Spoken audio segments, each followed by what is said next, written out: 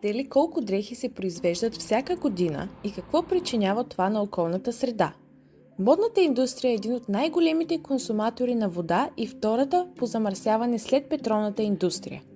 С нарастването на производството и консумацията на текстил, нараства и влиянието им върху климата и консумацията на вода и енергия. Ако не направим промяна, консумацията на дрехи и обувки се очаква да нарасне с 63% до 2030 година и да достигне 102 милиона тона. Проектът Verdi е инициатива, съфинансирана от програмата Interreg Euromed на Европейския съюз за насърчаване на по-устойчиво бъдеще за текстилния сектор. Проектът се основава на насърчаването на кръговата икономика в текстилния сектор по цялата му верига на стойността.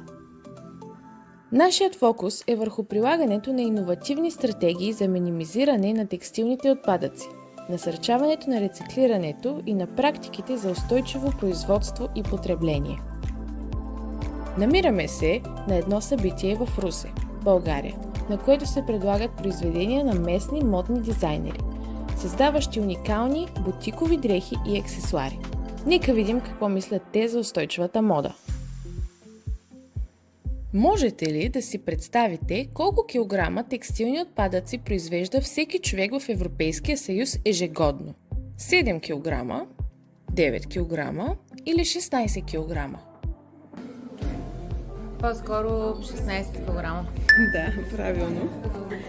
Имайки предвид свръхпроизводството на текстил и масовото замърсяване от големите индустрии, отпадъците от така наречената производство на бърза мода, допускам, че тази може да е по-голям процент. По-голямо. През 2020 година всеки човек в Европейския съюз е изхвърлил средно 16 кг текстил. Около 4 кг на човек са били събрани разделно за повторна употреба и рециклиране, а близо 12 кг на човек са попаднали в смесените битови отпадъци.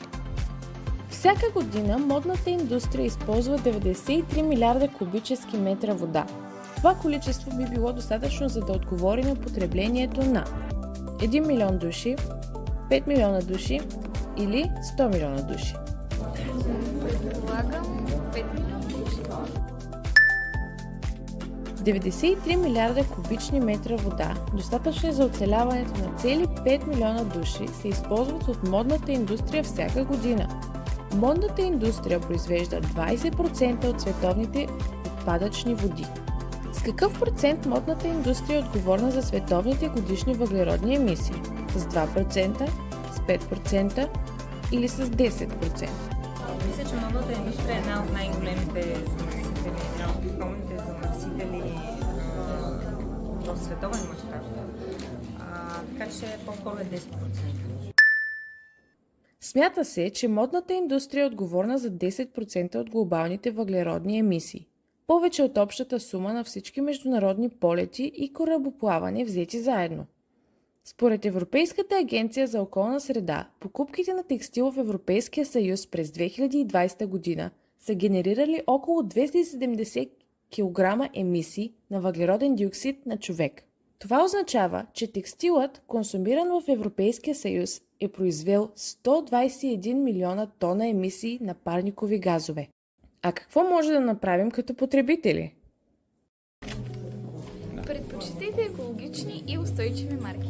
Трябва да се ориентираме към по-капсулни гардероби, по-качествени дрехи и материи, които избираме и купуваме, защото качествената дреха е много по-устойчива във времето и тя предполага една класика, която може да се комбинира по различни начини, може да бъде официална, може да бъде ежедневна. Така че това, което ние правим, е ориентирано изцяло към бавната мода, така наречена, не бърза мода. И се стараем да показваме неща, които наистина биха изтрали доста от времето напред.